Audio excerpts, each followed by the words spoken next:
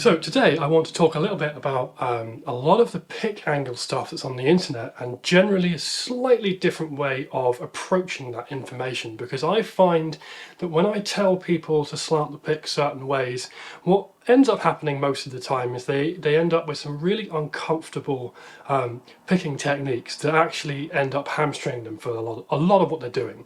So how do you slant the pick the correct way and do a lot of this Troy Grady-esque stuff without doing it in a way that actually becomes very uncomfortable? And that's what we're going to go through today. So the way I like to think about this more than anything is actually to think more about where your points of reference are than what's going on with the pick. And this is a little bit, again, counterintuitive to most people because they hyper-focus on what is going on with the pick. So they're just focused on this and whether or not it's going upwards or downwards, etc., etc. Again, don't buy one of these, they're not very good, but they are good for demonstration purposes. So let's have a look at that. First things first, if you were to put your hand normally on the guitar with a palm mute, the angle of the palm mute actually makes a massive difference to where the pick sits. So if I've got my pick parallel here, like this, I can actually not change anything and just change where the palm mute is sitting.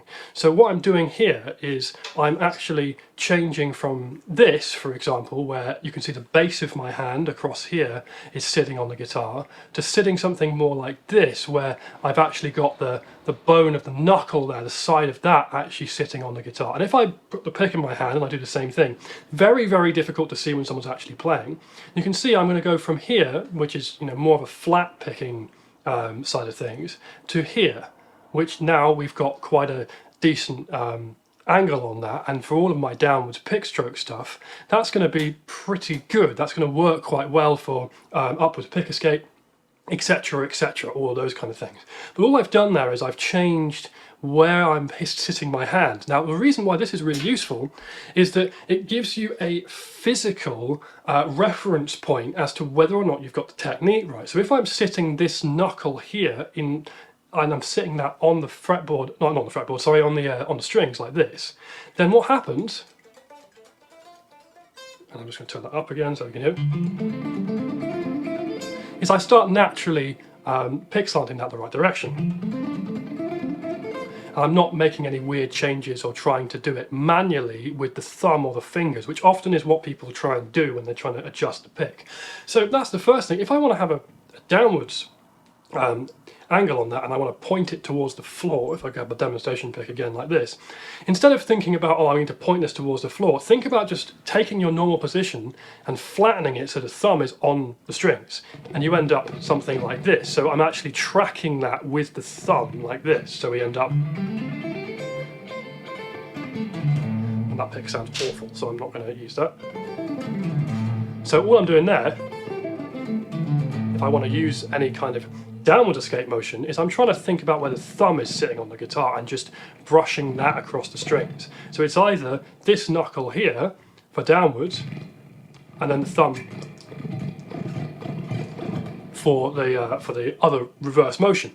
That gives you quite a lot of accuracy with what you're doing, because you almost use these things as rails. They help you to stop picking too deep when you're doing it. So the other thing this is doing as well, if I show you the wrist here, if I sit the lowest part of my wrist on the bone here, this is what a lot of people do. If I sit this on the bridge and I start trying to pick, you can sort of immediately see I'm tending towards this.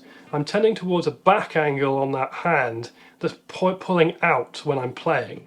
And it's not, if I put this part on the guitar here, I end up with the opposite. I end up with this hand kind of sitting, it's almost like this, as opposed to this. Now, generally speaking, the wrist is much more natural and relaxed when it's kind of loose, a bit like this, as opposed to pulling back manually here. So anything that pulls back engages the forearm, and this muscle here really doesn't like being engaged too much when it comes to actual fast playing. So if I'm sitting here and I've got a bit of a back angle on it, and I'm just trying to do that because I don't do it naturally, what ends up happening is I feel that in here immediately, and I can't keep that up for a long period of time. Whereas if I put this bone here into the guitar and I use that as my reference point,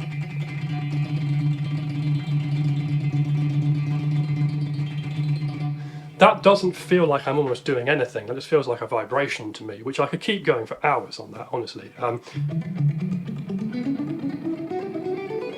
You might find to start with you mute things unnecessarily when you try and change these things, because you're using a lower point of reference and therefore you're going to kind of almost sit on the strings. But if you sit slightly further back towards the bridge and try and pick over the middle pickup, especially on a strat like this,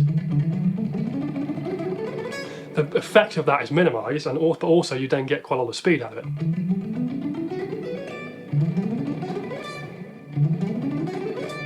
Etc, etc. So I'm trying, if I can, to keep that on the strings at all times, this point here on the side of my finger. Now, this might not be the same for everyone as well. This is where this gets interesting, is these are not things people experiment with.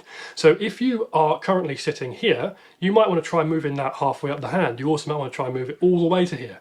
You might find for your hands that this is too far and it becomes very awkward. You might find there's a sweet spot somewhere around here. Everyone's slightly different, but it's another one of these things you can iterate to try and get the right picking angle. And what's nice about it is once you get it, you've got it permanently, because you're not thinking about where the angle is with the pick, you're thinking about a reference point which you can physically feel, which makes this stuff much, much easier. It's the same with the reverse. Like, you might find that you need to put the base of the thumb in like that, or you might find the tip of the thumb to do it. It doesn't matter which one you pick, but there's multiple reference points you can pick here to actually get those techniques to work for either sweeping or maybe some of the economy picking side of things. So work this out and see if it helps, because it's a slightly different way of thinking about all the same pick slanting information that you've probably come across before, but just trying to think of it in terms of reference points. How am I angling my hand, and where is it touching the strings on the palm mute, or where is it touching on the thumb? Give that a go.